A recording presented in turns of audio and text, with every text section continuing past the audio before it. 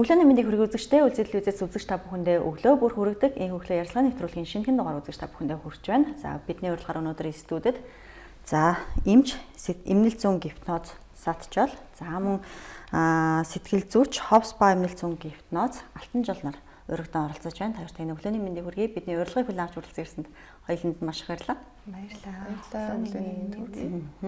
За тэгэхээр бидний өнөөдрийн дугаарт бол маш сонирхолтой яриа өрнөх болно үзэгчтэй. Тэгэхээр бид ховсын тухай бас хоёр эмчтэйгээ ярилцаж, за ховсын тухай дэлгэрэнгүй мэдээллийг үзэгч та бүхэндээ хүргэхийг зорж байгаа. Тэгэхээр юун түрүүнд хоёр эмчээсээ бас ховс гэж юу юм бэ? Энэ тухай онлын мэдээлэлтгүүнийг манай үзэгчдэд эхлээд танилцуулж өгөөч гэж хүсэж байна.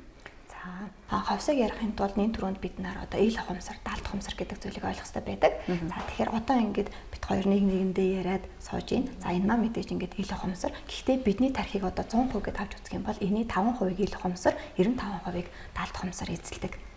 Тэгэхээр одоо заримдаа бид нар ингээд хин нэгэнд ингээд муухай занааш гаргадаг. Заримдаа одоо ингээд ойр дотны хүмүүс ингээд өөрийн мэдлэг ингээд гомдоочдөг. Тэгэхээр дараа нь ингээд гимшээд байдаг. Би яагаад ингээд тийм зүйл хийж өөрийнхөө тэр гаргасан үйлдэлээ яагаад тэгснээ өөрсдөө ч ингээд мэддэг үү те. Тэгэхээр бид нарын нөгөө тархийн 95%-ыг далд ухамсар одоо удирдах байдаг учраас бидний өнгөрсөнтэй одоо юу үзэж мэдсэн, сурсан, харсан, мэдэрсэн тэр бүх зүйлүүдийн үр дүнгээс одоогийн би гарч байгаа байхгүй юу.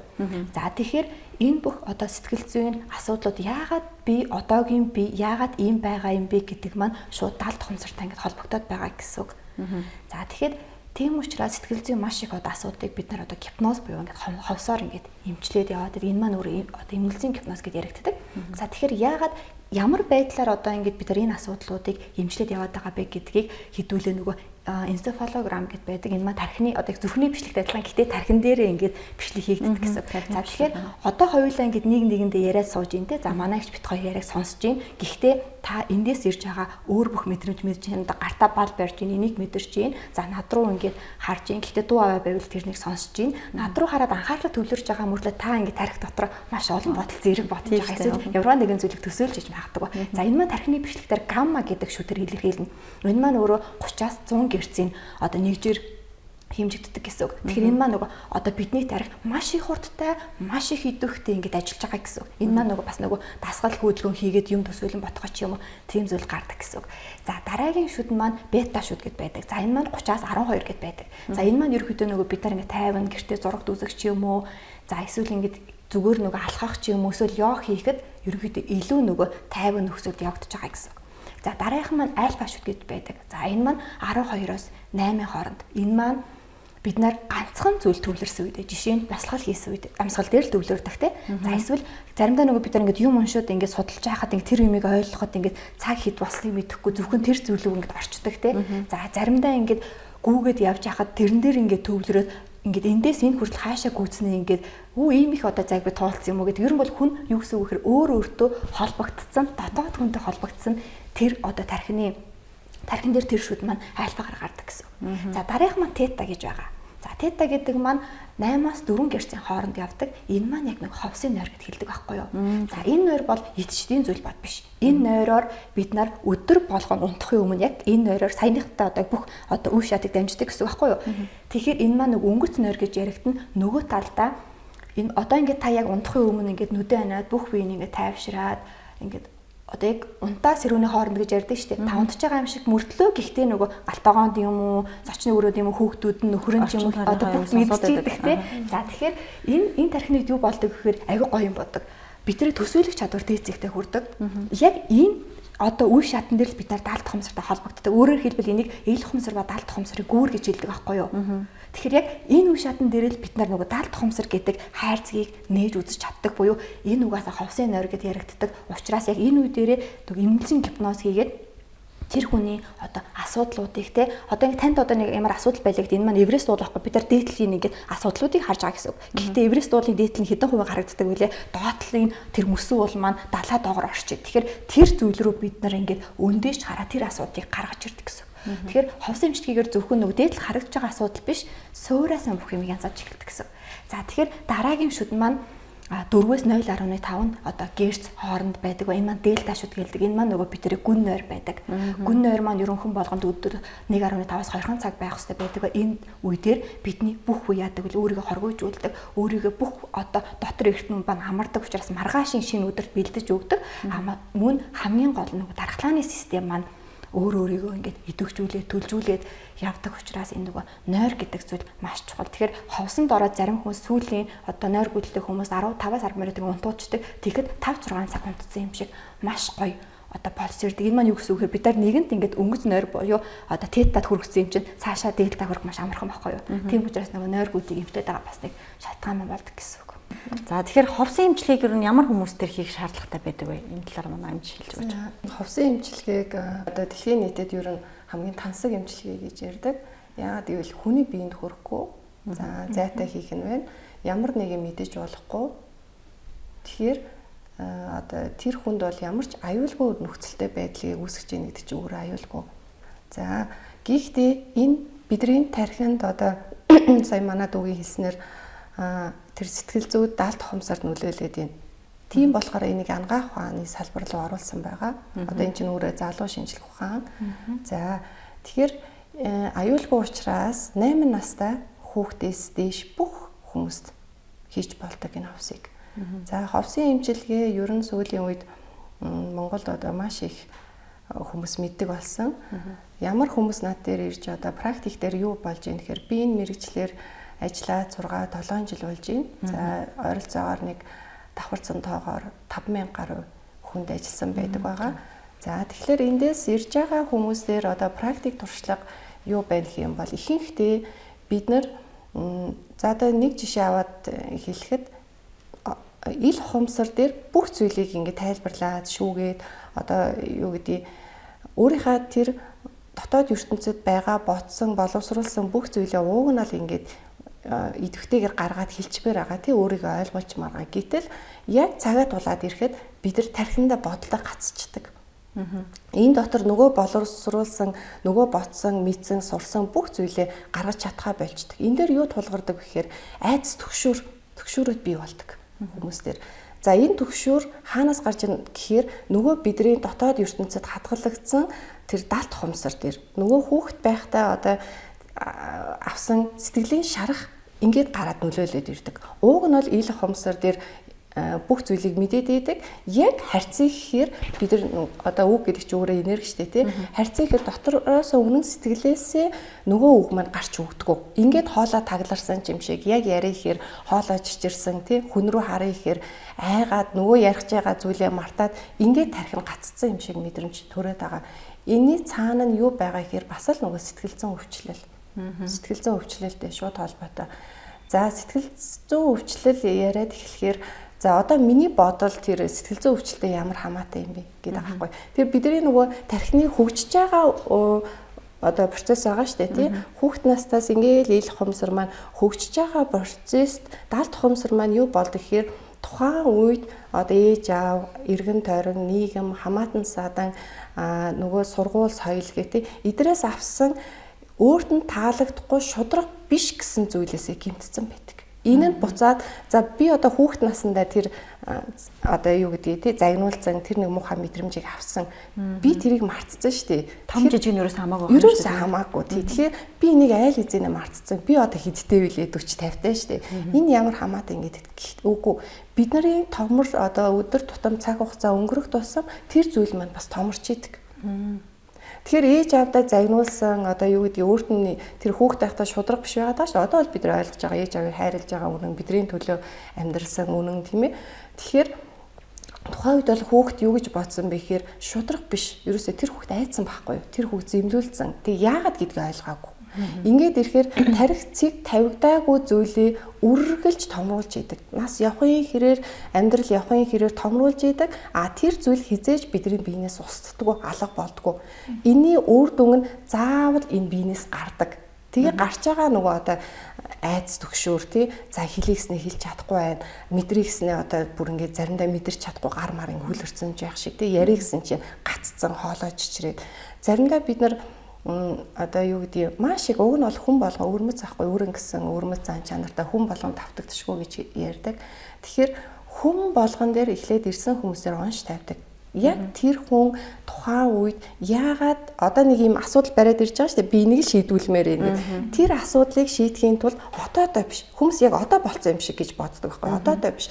Тэгэхээр бид нэр сая манай дүү хэлснээр тэр бүр доошоо гэхээр нөгөө хүүхэд нас руу буцаад ухрааж явна. За ингээд ухраагаад тэнцээ юу болсон тэр зүйлийг тайлаад эхлэхээр энэ хүн зүгээр болчихдог. Бүр автоматар зүгээр. Одоо энэ дээр бол хамгийн хурдан үр дүн мэдэгдэг зүйл гэх юм бол зүрх. Шалтгаангүй ингээд зүрх савлаа даралт ихсээд байна. Даралт ийм угаач болохгүй байна гэж ярьдаг. Шалтгаангүй толгой өвдөлтүүд байна. За хоолоонд юм тэгэлцсэн юм шиг гэхдээ эмнэлгээр очихоор зүгээр. Гэхдээ тэр хүн маш зовир байгаа байхгүй юм зайлгийхээр зайлгийж болохгүй. Цээж ингээд маш хүнд байгаад идэг. Гэхдээ рентгенд үзүүлэхээр зүгээр. Гэхдээ тэр хүнд бүр амьсгалахад бэрх байна. Яагаад гэвэл цээж нэг юм дарцсан хүнд мэдрэмж.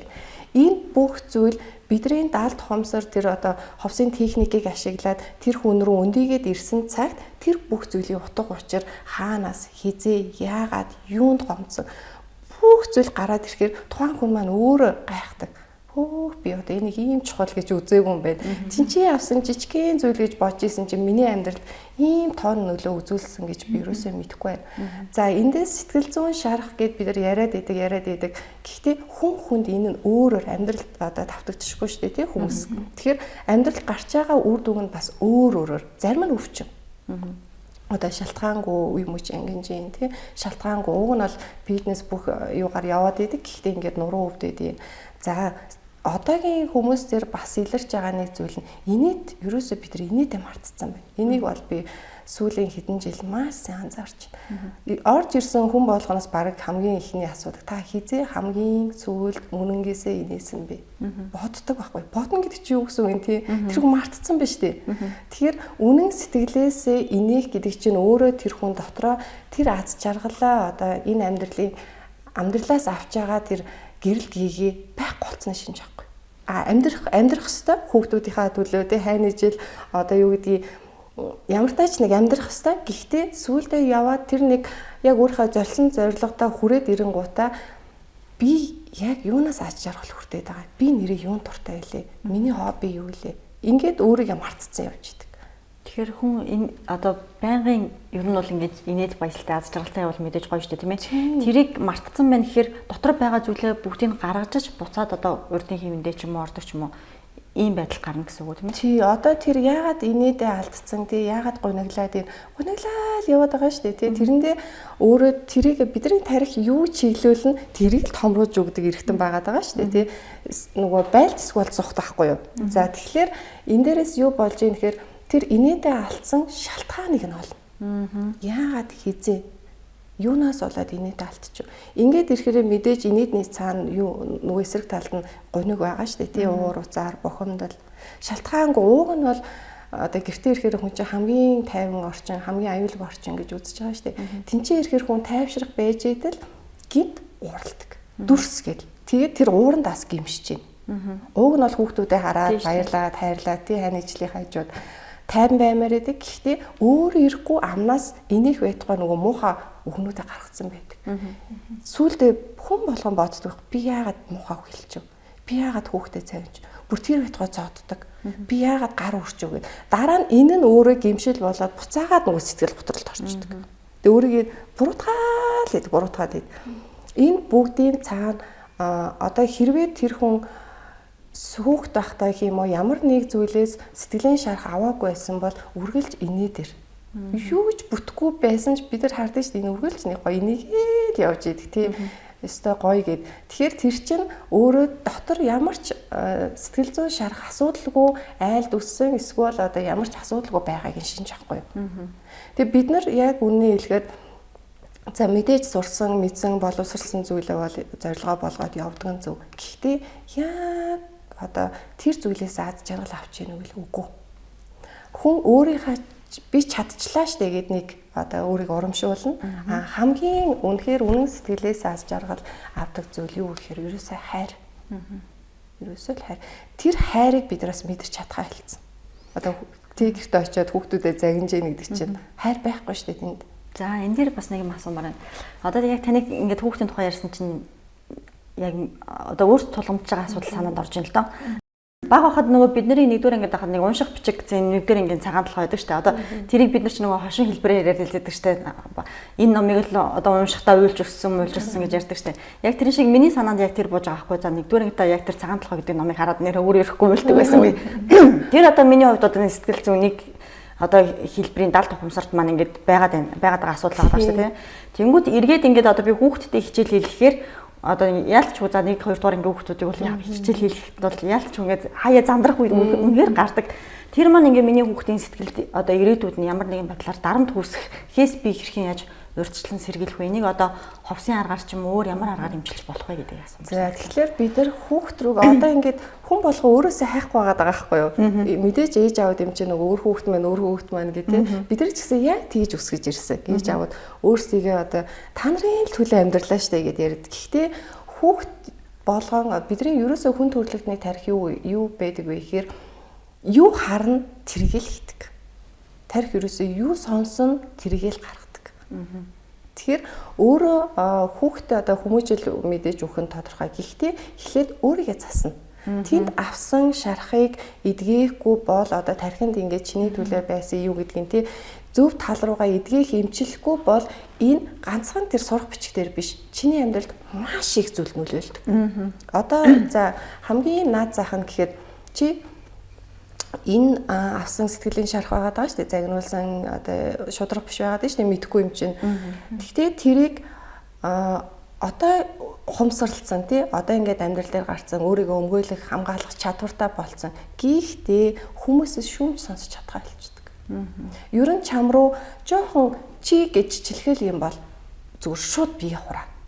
Нэгдүгээр, хоёрдугаар махан бие дээр яаж илэрдэг вэ гэхээр өөрөө ирэхгүй бүх одоо булчин гэж чангарсан байгаа. Нөгөө хамгаалах систем маань ажиллаж байгаа байхгүй юу? Чангараад унтахаасаа өмнө нилээ одоо энэ ажиглагддаг нилээ их юм болно. Бүх нөгөө бие чинь тавирж иж гой сайхан нойрлоо явах гээд байгаа шүү дээ, тий. Гэтэл бид нар унтсан юм шиг, унтаагүй юм шиг за унтаад байгаа мөртлөнгөөс өглөө нэг юм ядарсан, сүлдсэн, дахиад унтах мэдрэмжийг авахыг хүсээд байгаа. Эн чинь бас тэрний суурь. Яагаад гэвэл тэр бие үргэлж ийм хамгаалтын механизм маш хүчтэй ажиллаж байгаа. Тэгэхээр бид нар хүүхд рүүгээ биш. Хүүхд одоо ээж аавыг харж өсөж байгаа шүү дээ, тий. Тэгэхээр ээж аав нь өөрөө дотроо тэр тайван мэдрэмжийг аваад эхлэхээр бидний хүссэн хүсээгүй амнаас гарч байгаа үг хүртэл зүүлэн байдаг. Бүр зандрахаасаа илүү аль болох учрыг нөгөө яагаад гэдэг асуултанд хариулж хэлдэг байхгүй юу? Миний хүү чи одоо энэ хичээлийг яагаад сурах вэ? Ингээд хүүхд гэд бид нар за хүүхд хэмжээнд жоохон яаж мэдхий гэдэг үгүй. Тарих өөрөө маш ухаал. Маш ухаал. Хүүхдэд хүртэл одоо дэлхийн нийтээр яриад байгаа ш. Том хүн шиг харьцаа. Тэгэхээр бидний тарих тэрийг айл хэзээ ойлгоцсон байдаг байх нь шүү дээ. Гол нь том хүнээр хэрэг нөгөө тархийн тийм ажилтгуулах логик бүр суурьтай биш, маш энгийнээр. Гэхдээ тэрний заавал шалтгаан энэ хийх ёстой хүүхд. За тэгээд бас нэг юм асуумаар байна.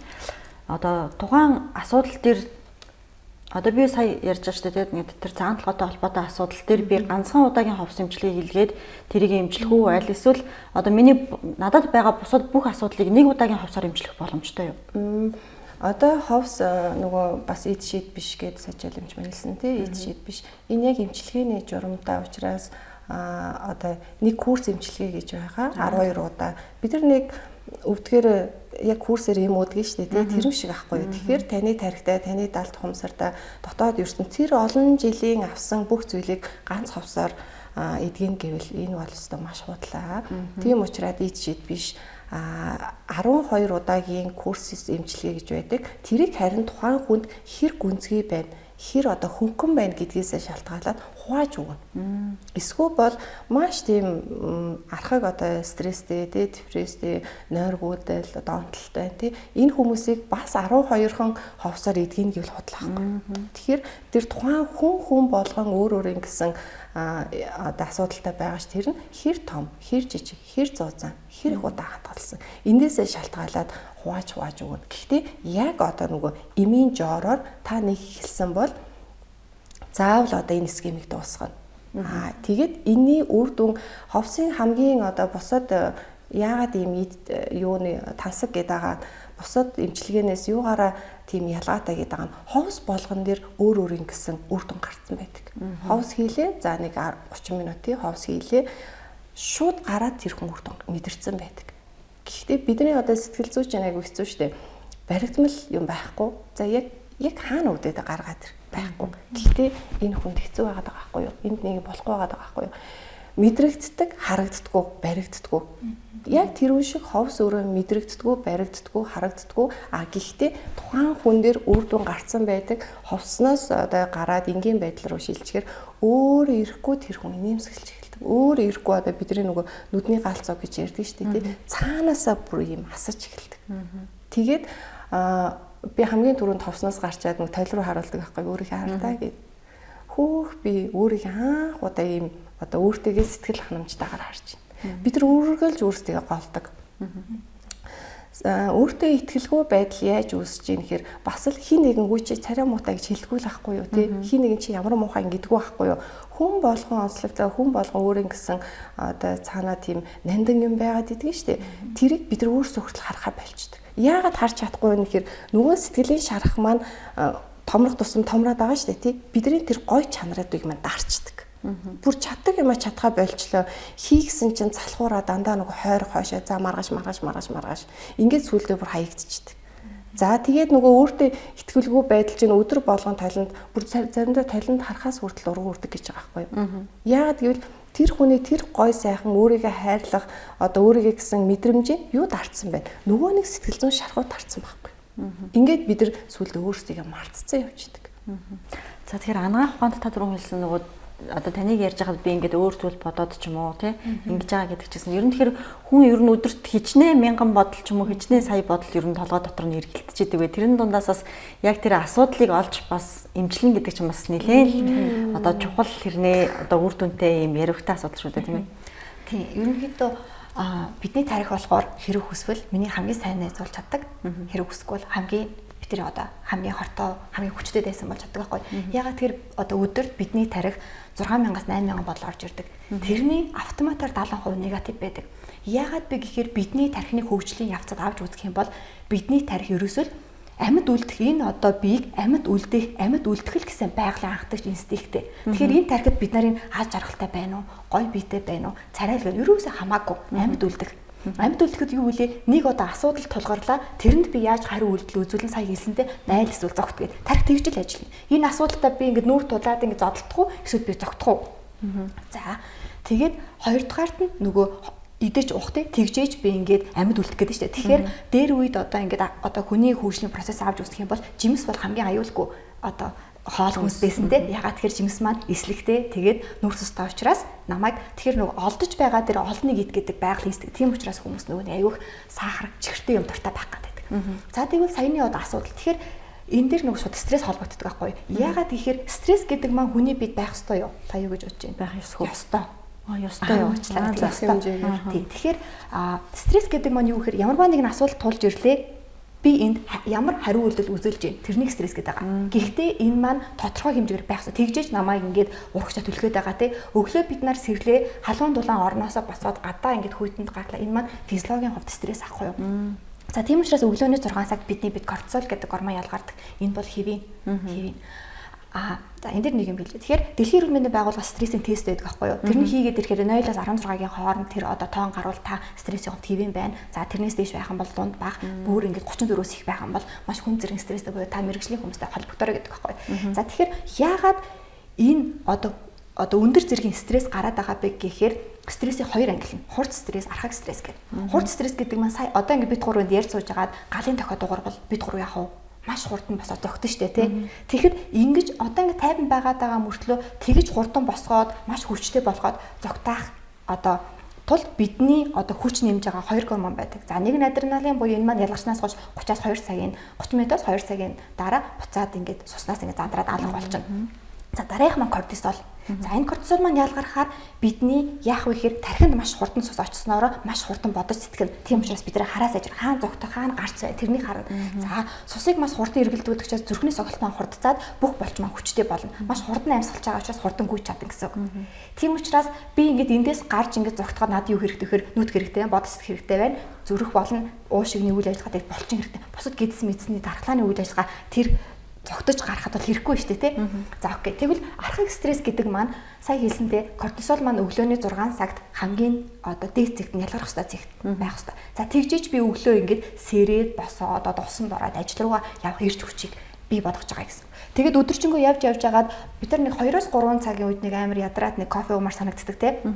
Тэр үед хамгийн бага байдаг ба буцаад 4 цаг үед дахиад жоохон ихсэн. Энэ маань дахиад нөгөө одоо орой хүртэл бид нарт амьдрах хүч өгж байгаа гэсэн. За тэгээд дараа нь буурсаагаад байгаад оройн 9 цагт бүр ингээд хүний бид байх ёсгүй. Яагаад гэвэл кортизол байхгүй байж мелатонин гэдэг нойрны гормон маань ялгарч байгаа. Бидний бие ерөн бол маш ингээд тэнцвэртэй. Угаас энэ бие бол маш ухаалаг байхгүй юу? Бүх юм тэнцвэртэй явагддаг. Тэгэхээр кортизол маань маш бага байж мелатонин гэдэг нойрны гормон одоо ихсчээдэг. За мелатонины нойрны гормоныг ихсүүлэх хүчин зүйл маань өглөөний нар.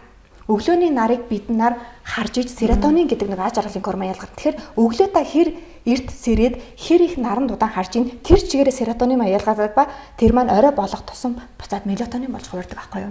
Манай аав нөгөө өглөө болгон босоод наран 1 минут гарах юм нүц цайжир гэж хэлдэг байсан байна. Тэгэхээр одоо манай аавууд яг шинжлэх ухааны талаас мэддэг чинь ямар ч гэсэн ингээд өглөө эрт босоод наранд гарах юм бол миний бие гоё байх юм буюу нөгөө аж аргалын нэг гормон маань ялгарч байгаа гэсэн үг.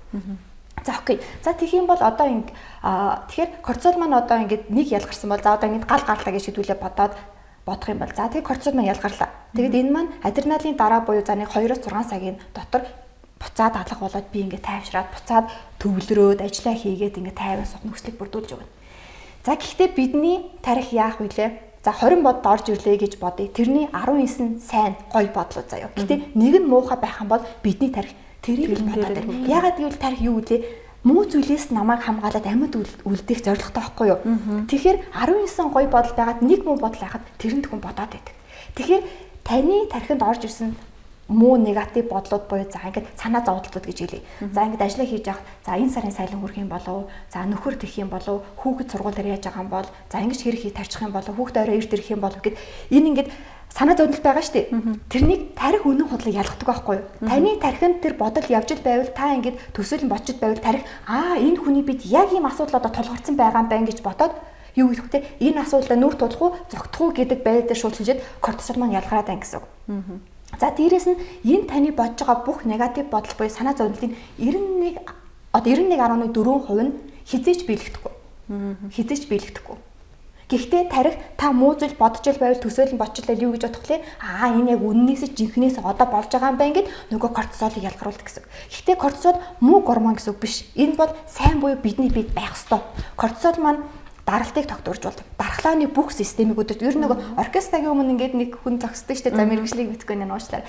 Яг кортизол маань яг энэ үрийг үүсгэдэг. Бидний бүх одоо гормонуудыг яг үйл ажиллагааг тэнцвэржүүлж өгдөг гэсэн. Тэгэхээр миний гидсний орчин буюу микробиомыг удирддаг. За дархлааны бүх системийг удирддаг. Цусны эргэл, зүрх гэд. Тэгэхээр энэ гормон ялгарч иж бидний бие тэнцвэртэй байх гэдэг юм да. Гэхдээ энэ гормон маань өглөө ялгараад орой ингээд буухстай гэсэн шүү дээ. Гэхдээ та дахин муу зүйл бодоод байхгүй энэ маань буцаад нэг төгшөр болж байгаа. Хитрхийг ирээд байгаа хитрхийг бүх зүйлийг контроллох гэдэг шүү дээ. Хитрхийг ирээд өгөө тань тарих явчаад байгаа гэсэн. За ийм байдал хахад бидний кортизол ийм байдал шилжин гэсэн. Өөр хэвэл тэнцвэргүй буурсан тий. Тэгэхэд ингээд ирэх юм бол яг л гормонуудын тэнцвэргүй байдалд ороод орой нөгөө нэг нойр хүрхэ болно. Ер нь орой хэвд орондоо ороод 30 минутын дотор унтаж чадахгүй байгаа бол эсвэл дунд нь дахин сэрээд байгаа бол та төвшөөртэй байгаа. Ер нь номерны шалтгаан бол энэ байдаг. Эсвэл таны бид кортизол ихсэн. Би нэг болохоор кортизолын хордлого гэж ярих дуртай. Яагаад гэвэл бидний бие кортизолоор яг хортчиход байгаа гэсэн. Тэгэхээр кортизол маань хэвийн одоо ажиллаж байгаа хүмүүст болохоор өөрөөр хэлбэл та нөгөө дархлааны систем өдөртөх гэсэн шүү дээ. Өөрөөр хэлбэл бидний бие байгаа бүх өрөвслийг дардаг байхгүй юу? Гэхдээ энэ маань нөгөө нэг хэмжээ нэгсээд ирэхээрээ энэ маань бүсэд бидний бид хор болчдөг гэсэн. Тэгэхээр өөрийнхөө хийх ёстой үүргүүдийн эсрэг үйл ажиллагаа явуулж эхэлдэг гэсэн. Тэгэхээр өрөвслийг дардаг бол одоо энэ гормон маань өөрөө өрөвслийг бий болгодог гэсэн. За дээрээс эхлэх юм бол бид нар одоо ингээд хамгийн хурдан зогтоох юм уу нэг одоо байлдаанд ороход бидэнд одоо үс ямар хэрэгтэй юм те. Тэгэхээр үс унаж эхэлдэг. Сая хийлсэн хоолоо ингээд сонирн байгаад байдаг. Гэхдээ үзүүлэхэд юу чаахгүй. Тэгэхээр одоо паренхитис буюу хоолойны өрөвсөл. За гастрит бүр надаар хийлдэггүй бүр ингээд стресс болд гэд хүн болгоо мэдж байгаа. За тэгээд гидс дээр ирэх юм бол гидсийн нөгөө микробиом ер нь ингээд байдал зүгт гэсэн байдалд орчоод байхад гидсний үйл ажиллагаа хинт хамаатай юм дээ. Тэгэхээр нөгөөтгөн хадгалж юм уу. Тэгэхээр тэгээд дараагийн юм маань үе мөчний бүх өрөвслүүд одоо өвдөлтүүд ялангуяа шүүн унтж байхад ингээд үе мөч ингээд янгинаж өвдөд байдаг. Тэгэхээр ерөөсөө бидний дахиад хэлэхэд хамгийн сайн найз маань бидний тарих бас хамгийн одоо хүчтэй дайсан маань. Тэгэхээр та өөрийнхөө бодлыг хэр өдөртөж чадна тэр чигээр эрүүл зөв амьдарч чадна гэсэн үг. За таартай ингээд ярилцаж сууж яагаад чи ингээд нөгөө толгоо тархиа уншуулаад ам шиг юм гэдэг байгаа байхгүй юу.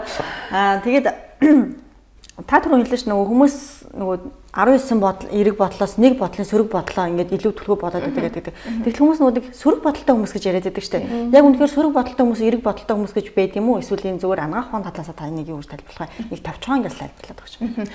Зэ сая хэлсэнчлэн ер нь бид нар нөгөө байглаасаа 70% негатив бодолтой байдаг хүн болгон тийм байхгүй юу? Гэхдээ тийм учраас нөгөө позитив байгаа чи гоё юм бодооч гэдэг байгаа байхгүй. Ягаад гэвэл тархин тийм зүйл байхгүй болохоор өөрийгөө ингээд тэр зүйл рүү чиглүүлээд байгаа гэсэн. Тэгэхээр ер нь нойр гүйдэлтэй хүн байлаа гэж бодоход номердыг эмчилгээ нь хүн тархиа хөгжүүлэх 80% тархиа. Тэгэхээр юу бэ гэхээр ер нь одоо ингээд ийм одоо дахин тийм негатив зүйл бодоод байдаг хүмүүс бол зүгээр тархиа та өөрөө ингээд хүмүүжүүл хүүхдээ яаж хүмүүжүүлдэг яг адилхан тэрнтэй хэрэг ингээд үнэхээр одоо ингээд хүмүүс зүйл ингээд бодоод тэрнээсээ гарч чадахгүй гацчдаг шүү дээ жишээ нь төгшөөртэй хүмүүс те тэгэхээр одоо ингээд өөр юм руу заавал ингээд одоо анхаарлаа төвлөрүүл.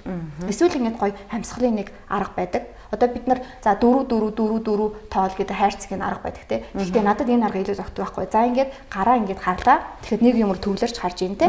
За энэ дээшлэхэд ингээд амьсгал авна, доошлоход буурна. Дахиад авна, дахиад буурна.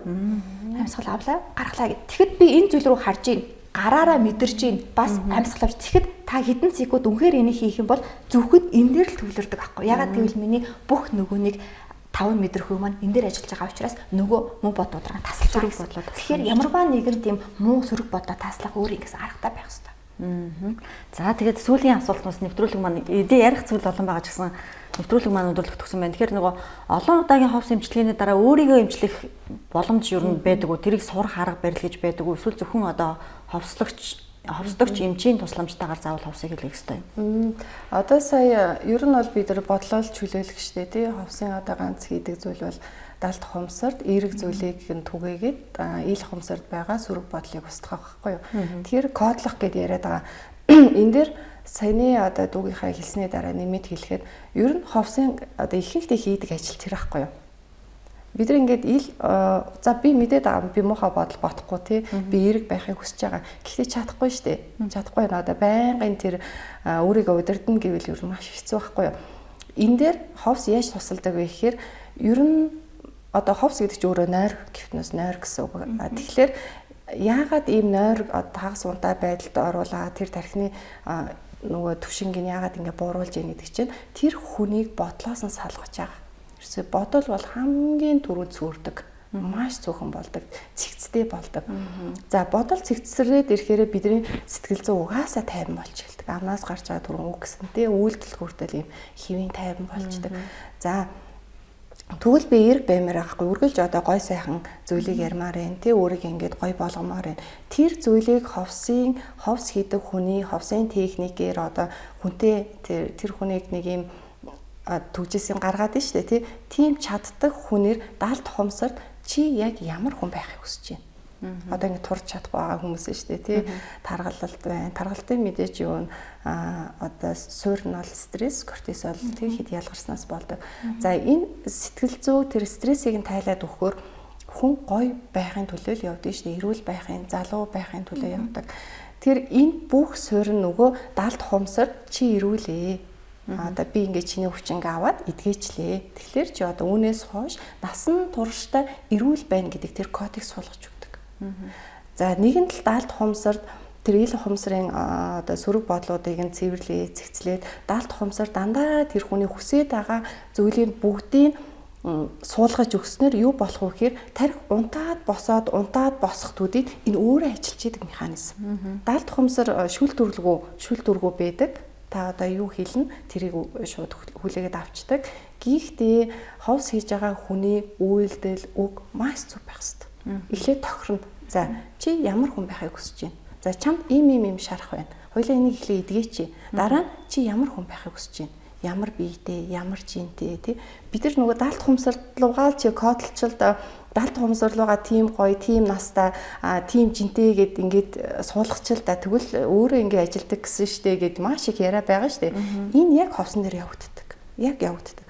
Бид нар одоо нөгөө түрүүн хайлт хийсэн штэ юу харна тэрийг хийдэг. Тэгэхээр нөгөө ээж аауд маань нас явахын хэрээр мэдээж тухайн үед одоо сэтгэл зүй байгаагүй тий ямар хадтааж байсан ингээд би одоо хайрладаг байхгүй юу. Энэ бүх зүйлийн ард гарч ийна гэдэг чинь өөрсдөө зүгээр хайцсан хүмүүс яваад байгаа байхгүй юу. Уг нь бол бидний ээж аав ч гэсэн тийм хөгшрөөд одоо ер нь хүн төрөлх тийм богинохон наслах ёсгүй юм байна. За энэний суурь нь одоо хөгшрөх залуужих юм руу илүү их бид нар явж штэ тий хөгшрөх ёсгүй юм байна.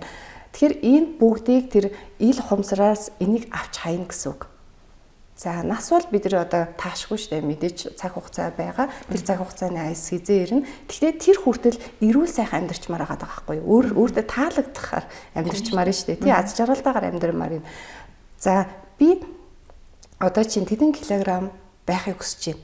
За миний энэ өнгөрсөн хугацаанд надад хамгийн их таалагдсан нас маань юу вэ? Би хамгийн их ирч хүчтэй байсан үе маань юу вэ? Тэрэн дээр нь тэр хүнийг ерөөсөө кодлно л гэсэн үг. Тэгэхдээ мэдээж одоо нөгөө даалт хумсарт хэр их хэмжээгээр суулгана тэрийг үнэн гэж боддог. Ил хумсар нөгөө ч гэсэн адилхан шүү дээ. Үнэн худлааг ялгадаггүй шиг даалт хумсараас үнэн худлааг ялгадаггүй. Та ямар зүйлийг илүү их суулгана, ямар зүйл дээр илүү их төвлөрнө тэр л томордог байхгүй юу. Саяны нөгөө ганцхан муу бодол дээр төвлөрөөд байгаа шиг даалт хумсарч гэсэн тийм. Тэгэхээр ил хумсарыг жоохон цэцлээд даалт хумсарт илүү тэр гой сайхан эерэг зүйлийг суулгаад өгөхөөр бид нар өөртөө ажиллах шаардлага одоо дандаа за би ингээ байн ховсонд орох юм байна. Байнга тэрийг ингээ идэвхжүүлэх юм байна биш. Бидний даалт хумсар бидэрт стрессгүйгээр бүр одоо би угаасаа л ийм тайван байсан шүү дээ.